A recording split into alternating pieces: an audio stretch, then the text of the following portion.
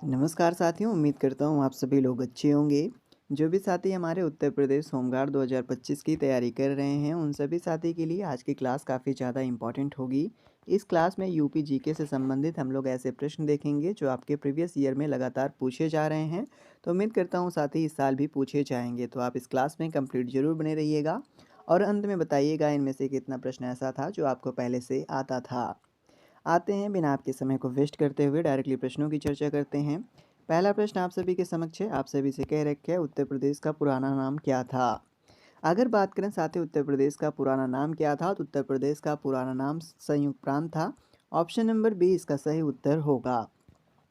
अगला प्रश्न देखेंगे, प्रश्न नंबर 2 आप सभी के समक्ष है, काफ़ी अच्छा प्रश्न है। कह रखे है साथी यूनाइटेड प्रोविंस का नाम बदलकर उत्तर प्रदेश कब रखा गया। आप सभी को पता होगा साथी यूनाइटेड प्रोविंस का नाम बदलकर उत्तर प्रदेश सन 1950 में रखा गया। ऑप्शन नंबर बी में सन 1950 दिया गया है, तो ऑप्शन नंबर बी इसका करेक्ट आंसर भी होगा। अगला प्रश्न देखेंगे, ये आपके प्रीवियस ईयर में पूछा गया प्रश्न है। आप सभी से कह रखे है उत्तर प्रदेश के पहले मुख्यमंत्री कौन थे। अगर बात करें उत्तर प्रदेश के पहले मुख्यमंत्री कौन थे, उत्तर प्रदेश के पहले मुख्यमंत्री गोविंद वल्लभ पंत जी थे। ऑप्शन नंबर ए इसका सही उत्तर हो जाएगा। आप सभी कमेंट में जरूर बताएंगे साथ ही उत्तर प्रदेश के वर्तमान मुख्यमंत्री कौन हैं। अगला प्रश्न देखेंगे, आप सभी के समक्ष है, कह रखे है गोविंद वल्लभ पंत किस आंदोलन से जुड़े हुए थे। अगर बात करें साथ ही गोविंद वल्लभ पंत जी की, ये असहयोग आंदोलन से भी जुड़े हुए थे, सविनय अवज्ञा आंदोलन से भी जुड़े हुए थे, भारत छोड़ो आंदोलन से भी जुड़े हुए थे। कहने का मतलब सभी आंदोलनों से ये जुड़े हुए थे, तो ऑप्शन नंबर डी इसका करेक्ट आंसर हो जाएगा। अगला प्रश्न आप सभी के समक्ष है, काफ़ी इंपॉर्टेंट प्रश्न है आपके एग्जाम की दृष्टि से। आप सभी से कह रखे है चौरी चौरा घटना किस जिले में हुआ।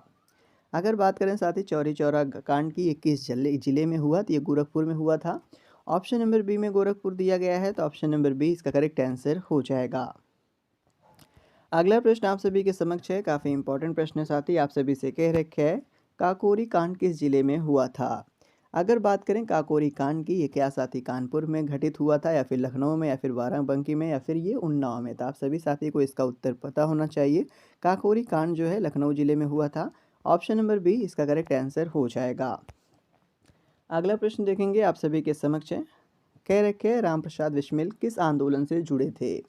अगर बात करें साथ ही राम प्रसाद बिस्मिल जी की, ये किस आंदोलन से जुड़े थे, तो ये क्रांतिकारी आंदोलन से जुड़े हुए थे। क्रांतिकारी आंदोलन आपका ऑप्शन नंबर बी में दिया गया है, तो ऑप्शन नंबर बी इसका करेक्ट आंसर भी हो जाएगा। अगला प्रश्न आप सभी के समक्ष है, आपके एग्जाम की दृष्टि से काफ़ी अच्छा प्रश्न है। कह रखे हैं जवाहरलाल नेहरू जी का जन्म कहाँ पर हुआ था। अगर बात करें जवाहरलाल नेहरू जी का जन्म क्या लखनऊ में हुआ था, या फिर प्रयाग, या फिर कानपुर में, या फिर साथ ही वाराणसी में हुआ था, तो आप सभी को इसका आंसर पता होना चाहिए।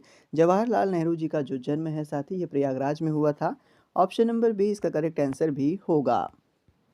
अगला प्रश्न देखेंगे, आप सभी के समक्ष कह रखे है बनारस हिंदू विश्वविद्यालय की स्थापना किसने की थी। ऑप्शंस में मदन मोहन मालवीय जी का नाम दे रखा है, जवाहरलाल नेहरू जी का दे रखा है, रविन्द्रनाथ टैगोर और गोखले जी का नाम दे रखा है। आप सभी साथी को इसका आंसर पता होना चाहिए। काफ़ी इंपॉर्टेंट प्रश्न है आपके एग्जाम की दृष्टि से। जो साथी बनारस हिंदू विश्वविद्यालय है, इसकी स्थापना जो है मदन मोहन मालवीय जी ने की थी। मदन मोहन मालवीय जी का नाम ऑप्शन नंबर ए में दिया है, तो ऑप्शन नंबर ए इसका करेक्ट आंसर हो जाएगा। अगला प्रश्न देखेंगे, आप सभी से कह रखे है मथुरा कला शैली किस काल से संबंधित है। मथुरा कला शैली साथी क्या मौर्य काल से संबंधित है, या गुप्त, या फिर कुषाण, या फिर पाल काल से संबंधित है। तो आप सभी को इसका आंसर पता होना चाहिए। जो भी साथी जानते होंगे वो उसका आंसर कुषाण ही बताएंगे। ऑप्शन नंबर सी में दिया गया है कुषाण, तो option number C correct answer हो जाएगा। अगला प्रश्न देखेंगे, आप सभी के समक्ष कह रखे है गुप्त काल को किस नाम से जाना जाता है। गुप्त काल को साथी क्या अंधकार युग के नाम से जाना जाता है, या फिर स्वर्ण युग के, या फिर मध्य युग के, या फिर आधुनिक युग से इसको जाना जाता है। आप सभी साथी को पता होगा जो गुप्त काल है इसको स्वर्ण युग के नाम से भी जाना जाता है। ऑप्शन नंबर बी इसका करेक्ट आंसर हो जाएगा। अगला प्रश्न देखेंगे, आप सभी के समक्ष आप सभी से कह रखा है किस विटामिन की कमी से स्कर्वी रोग होता है। ऑप्शंस में विटामिन ए दे रखा है, बी दे रखा है, सी दे रखा है, डी दे रखा है। तो आप सभी जानते होंगे जो साथी स्कर्वी रोग है ये विटामिन सी के कारण होता है। ऑप्शन नंबर सी में दे रखा है विटामिन सी, तो ऑप्शन नंबर सी इसका करेक्ट आंसर हो जाएगा। अगला प्रश्न आप सभी के समक्ष है, आप सभी से कह रखा है आगरा का किला किसने बनवाया था। आगरा का किला साथी किसने बनवाया था, अगर प्रश्न आपसे पूछता है तो उत्तर आप देना अकबर ने बनवाया था। ऑप्शन नंबर बी इसका करेक्ट आंसर हो जाएगा। अगला प्रश्न देखेंगे आप सभी के समक्ष है, काफ़ी इंपॉर्टेंट प्रश्न है आपके एग्जाम के लिए। कह रखे है बंगाल का विभाजन किस वर्ष हुआ था। जो भी साथी ये वीडियो जहाँ से देख रहे हैं वो कमेंट बॉक्स में ज़रूर बताएंगे। अगर बात करें बंगाल का विभाजन किस वर्ष हुआ था, बंगाल का विभाजन साथी 1905 में हुआ था। ऑप्शन नंबर ए में 1905 दिया गया है, तो ऑप्शन नंबर ए इसका करेक्ट आंसर हो जाएगा। अगला प्रश्न आप सभी के समक्ष है, काफ़ी इंपॉर्टेंट प्रश्न है आपके एग्जाम की दृष्टि से। अगर आप कांस्टेबल, एसआई या फिर होमगार्ड किसी भी एग्जाम की तैयारी कर रहे हो तो ये प्रश्न काफ़ी इंपॉर्टेंट है। कह रखे है साथ ही विंग्स ऑफ फायर पुस्तक के लेखक कौन हैं। अगर बात करें विंग्स ऑफ पुस्तक, जो विंग्स ऑफ फायर पुस्तक है साथ ही इसके लेखक कौन है, तो इसके लेखक एपीजे अब्दुल कलाम जी हैं। ऑप्शन नंबर बी में इनका नाम दे रखा है, तो ऑप्शन नंबर बी इसका करेक्ट आंसर हो जाएगा। अगला प्रश्न देखेंगे आप सभी से पूछ रखा है, भारत का नेपोलियन किसे कहा जाता है।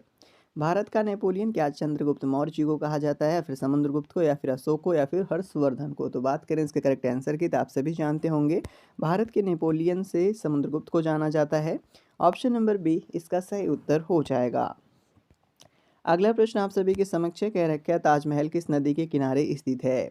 अगर बात करें ताजमहल की शादी, तो आप सभी को पता होगा ताजमहल यमुना नदी के किनारे स्थित है। ऑप्शन नंबर बी इसका सही उत्तर होगा। अगला प्रश्न देखेंगे आप सभी के समक्ष है, आप सभी से कह रखे है उत्तर प्रदेश में सबसे अधिक मुगल स्मारक किस नगर में स्थित है। अगर बात करें साथ ही उत्तर प्रदेश में सबसे ज़्यादा अधिक, जो सबसे ज़्यादा मुगल स्मारक है वो कौन से किस नगर में है साथी, तो ये सबसे ज़्यादा आगरा में है। ऑप्शन नंबर बी में आगरा है, तो ऑप्शन नंबर बी सही होगा भी। तो अगला प्रश्न देखेंगे आप सभी के समक्ष है, कह रखे लखनऊ किस स्थापत्य शैली के लिए जाना जाता है। जो साथी लखनऊ है कौन से स्थापत्य शैली के लिए सबसे ज़्यादा प्रसिद्ध है, क्या मुगल या फिर राजपूत या फिर अवध या फिर गुप्त। आप सभी को पता होगा ये सबसे ज़्यादा साथी अवध के लिए जाना जाता है। ऑप्शन नंबर सी इसका सही उत्तर हो जाएगा। अगला प्रश्न आप सभी के समक्ष है, काफ़ी इंपॉर्टेंट है, आप सभी से कह रखा है इलाहाबाद विश्वविद्यालय की स्थापना कब हुई थी। इलाहाबाद विश्वविद्यालय की स्थापना जो है साथी 1887 में हुई थी। ऑप्शन नंबर ए में दे रखा है 1887, तो ऑप्शन नंबर ए इसका करेक्ट आंसर हो जाएगा। अगला प्रश्न आप सभी के समक्ष है, कह रखा है उत्तर प्रदेश में आर्य संस्कृति का प्रवेश किस मार्ग से हुआ था। अगर बात करें साथ ही उत्तर प्रदेश में जो आर्य संस्कृति है इसका प्रवेश कौन से दिशा या फिर कौन से मार्ग से हुआ था, तो साथ ही इसका प्रवेश जो है उत्तर पश्चिम से हुआ था। ऑप्शन नंबर सी इसका करेक्ट आंसर हो जाएगा।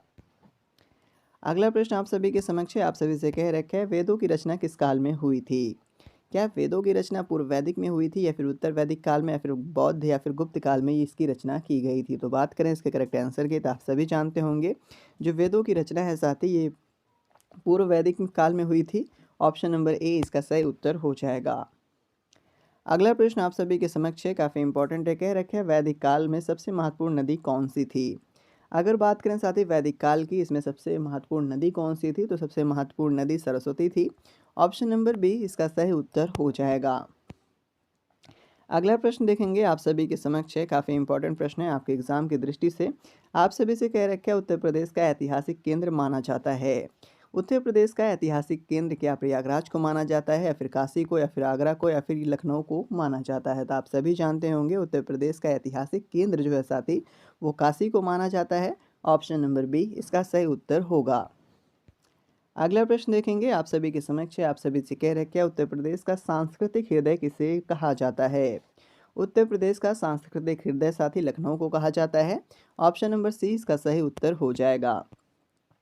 अगला प्रश्न देखेंगे आप सभी के समक्ष है, कह रखे गौतम बुद्ध को ज्ञान की प्राप्ति कहाँ से हुई। अगर बात करें गौतम बुद्ध को ज्ञान की प्राप्ति कहाँ से हुई थी, गौतम बुद्ध को ज्ञान की प्राप्ति बोध गया से हुई थी। ऑप्शन नंबर बी इसका सही उत्तर हो जाएगा। अगला प्रश्न आप सभी के समक्ष है, आप सभी से कह रखे हैं बुद्ध ने पहला उपदेश कहाँ दिया। अगर बात करें बुद्ध ने अपना पहला उपदेश किस जगह पर दिया था, तो बुद्ध ने अपना पहला उपदेश जो है साथी ये सारनाथ में दिया था। ऑप्शन नंबर बी इसका सही उत्तर हो जाएगा। अगला प्रश्न आप सभी के समक्ष है, आप सभी से कह रखे हैं अशोक का सिंह स्तंभ जो है साथी ये किस जगह पर स्थित है। अशोक का जो सिंह स्तंभ है ये किस जगह पर स्थित है, ये सारनाथ में स्थित है। सारनाथ ऑप्शन नंबर सी में दिया गया है, तो ऑप्शन नंबर सी इसका करेक्ट आंसर भी हो जाएगा। अगला प्रश्न आप सभी के समक्ष है, आप सभी से कह रखे गुप्त काल का प्रसिद्ध शासक कौन था। अगर बात करें गुप्त काल का प्रसिद्ध शासक कौन था, तो गुप्त काल का प्रसिद्ध शासक जो है साथी वो समुद्रगुप्त था। ऑप्शन नंबर बी में समुद्रगुप्त दिया गया है, तो ऑप्शन नंबर बी इसका सही उत्तर हो जाएगा। अगला प्रश्न देखेंगे आप सभी के एग्जाम के लिए ये अच्छा प्रश्न है, आप सभी से कह रखे हैं कन्नौज किस शासक की राजधानी थी। अगर बात करें कन्नौज की तो आप सभी जानते होंगे कन्नौज हर्षवर्धन की राजधानी थी। ऑप्शन नंबर बी में दे रखा है हर्षवर्धन, तो ऑप्शन नंबर बी इसका सही उत्तर भी हो जाएगा। अगला प्रश्न आप सभी के समक्ष है, काफ़ी इंपॉर्टेंट है। कह रखा है वत्स महाजनपद की राजधानी क्या थी। अगर बात करें वत्स महाजनपद की राजधानी की, तो वत्स महाजनपद की राजधानी कौशाम्बी थी। ऑप्शन नंबर ए इसका सही उत्तर होगा। अगला प्रश्न देखेंगे, काफ़ी इंपॉर्टेंट प्रश्न है आपके एग्जाम के लिए। कह रखे पर सबसे पहले मुस्लिम आक्रमण किसने किया था। भारत पर सबसे पहले मुस्लिम आक्रमण क्या बाबर ने किया था, या फिर महमूद गजनवी ने, या फिर मोहम्मद गौरी ने, या फिर तैमूर ने। तो आप सभी को पता होगा साथ ही भारत पर सबसे पहला मुस्लिम आक्रमण मोहम्मद गजनवी के जरिए हुआ था। ऑप्शन नंबर आपका बी में दे रखा है, तो ऑप्शन नंबर बी इसका सही उत्तर होगा। अगला प्रश्न आप सभी के समक्ष साथी आप सभी से कह रखे हैं पानीपत का पहला युद्ध कब हुआ। अगर बात करें पानीपत का पहला युद्ध कब हुआ था, पानीपत का जो पहला युद्ध है वो 1526 में घटित हुआ था। 1526 आपका सही उत्तर हो जाएगा। अगला प्रश्न आप सभी के समक्ष है, कह रखे हैं फतेहपुर सीकरी किस जिले में अवस्थित है। अगर बात करें फतेहपुर सीकरी की साथी ये कौन से जिले में है, तो फतेहपुर सीकरी आप सभी जानते होंगे आगरा जिले में है। ऑप्शन नंबर बी इसका करेक्ट आंसर हो जाएगा। अगला प्रश्न देखेंगे, काफ़ी अच्छा प्रश्न है आपके एग्जाम के लिए। कह रखे हैं 1857 की क्रांति कहाँ से शुरू हुई थी। अगर बात करें 1857 की क्रांति कहाँ से शुरू हुई थी, तो ये सबसे पहले मेरठ से शुरू हुई थी। मेरठ ऑप्शन नंबर सी में दिया गया है। ऑप्शन नंबर सी इसका सही उत्तर हो जाएगा। अगला प्रश्न आप सभी के सामने आप सभी से कह रखे हैं तुलसीदास की जन्मभूमि कहाँ है। तुलसीदास की जन्मभूमि क्या अयोध्या में है, फिर चित्रकूट में, या फिर काशी में, या फिर प्रयाग में। तो आप सभी को पता होगा तुलसीदास की जो जन्मभूमि है साथी ये आपका चित्रकूट में है। ऑप्शन नंबर बी में दिया गया है, तो ऑप्शन नंबर बी इसका सही उत्तर होगा भी। अगला प्रश्न आप सभी के सामने कह रखे हैं गोमती नदी का उद्गम स्थल कहाँ पर है। गोमती नदी का उद्गम स्थल क्या साथी नैनीताल से है, या फिर पीलीभीत, या फिर लखीमपुर खीरी, या फिर हरदोई। तो आप सभी जानते होंगे गोमती नदी का जो उद्गम स्थल है वो पीलीभीत से है। ऑप्शन नंबर बी में दिया गया है, तो ऑप्शन नंबर बी इसका सही उत्तर हो जाएगा। अगला प्रश्न आप सभी के समक्ष है, आप सभी से कह रखे हैं क्षेत्रफल की दृष्टि से उत्तर प्रदेश का भारत में स्थान है। क्षेत्रफल की दृष्टि से साथ ही उत्तर प्रदेश में क्षेत्रफल की दृष्टि से उत्तर प्रदेश का साथ ही भारत में जो स्थान है वो चौथा है। ऑप्शन नंबर डी इसका सही उत्तर हो जाएगा। अगर जनसंख्या की दृष्टि से पूछेगा तो उत्तर प्रदेश का भारत में स्थान पहला है। बढ़ते हैं अपने अगले प्रश्न की ओर। अगला प्रश्न आप सभी के सामने है, कह रखे हाल ही में आंध्र प्रदेश सरकार ने किसे अपना सलाहकार नियुक्त किया है। करंट अफेयर से रिलेटेड प्रश्न है, काफ़ी अच्छा प्रश्न है। अगर बात करें साथ ही आंध्र प्रदेश ने हाल ही में किसे अपना सलाहकार नियुक्त किया है, तो किसे किया है साथ ही आरपी ठाकुर को किया है। ऑप्शन नंबर सी इसका सही उत्तर हो जाएगा। अगला प्रश्न आप सभी के समक्ष है, काफ़ी इंपॉर्टेंट प्रश्न है। आप सभी से कह रखे हैं करंट अफेयर से हाल ही में किसने 2025 में ऑस्ट्रेलियाई क्रिकेट पुरस्कार में अपना पहला एलन बॉर्डर पदक जीता है। तो आप सभी को पता होगा एलन बॉर्डर जो पदक है साथ ही इसको जीतने वाले पहले ट्रेविस हेड हैं। ऑप्शन नंबर बी इसका करेक्ट आंसर हो जाएगा। अगला प्रश्न देखेंगे आप सभी के सामने आप सभी से कह रखे हैं हाल ही में किस राज्य ने यूसीसी का मसौदा तैयार करने के लिए 5 सदस्यीय समिति का गठन किया है। आप सभी को इसका आंसर पता होना चाहिए साथ ही वो राज्य सरकार गुजरात है। ऑप्शन नंबर सी इसका करेक्ट आंसर हो जाएगा। अगला प्रश्न आप सभी से कह रखे हैं हाल ही में किस देश की राजधानी में छत्रपति शिवाजी महाराज की प्रतिमा स्थापित की जाएगी। ऐसा कौन सा देश है साथी जहां पर हाल ही में छत्रपति शिवाजी महाराज की प्रतिमा स्थापित की जाएगी। क्या साथी वो देश यूएई है, या फिर जापान है, या फिर सऊदी अरब है। तो आप सभी को पता होगा साथी वो देश आपका जापान है। तो ऑप्शन नंबर बी इसका करेक्ट आंसर हो जाएगा। अगला प्रश्न आप सभी के समक्ष कह रखे हैं हाल ही में किस देश ने अमेरिका पर टैरिफ लगाया है। आप सभी को बताना है साथ ही हाल ही में कौन से देश ने अमेरिका पर टैरिफ लगाया है। क्या चीन ने, या फिर इजराइल ने, या फिर जर्मनी ने। तो आप सभी को पता होगा साथ ही चीन ने अमेरिका पर टैरिफ लगाया है। ऑप्शन नंबर ए इसका करेक्ट आंसर हो जाएगा। अगला प्रश्न आप सभी के सामने आप सभी से कह रखे हैं हाल ही में राष्ट्रीय गुमशुदा व्यक्ति दिवस कब मनाया गया। साथ ही राष्ट्रीय गुमशुदा दिवस जो व्यक्ति दिवस है प्रत्येक साल 3 फरवरी को मनाया जाता है। तो इस बार भी 3 फरवरी को मनाया गया। तो ऑप्शन नंबर बी इसका करेक्ट आंसर हो जाएगा।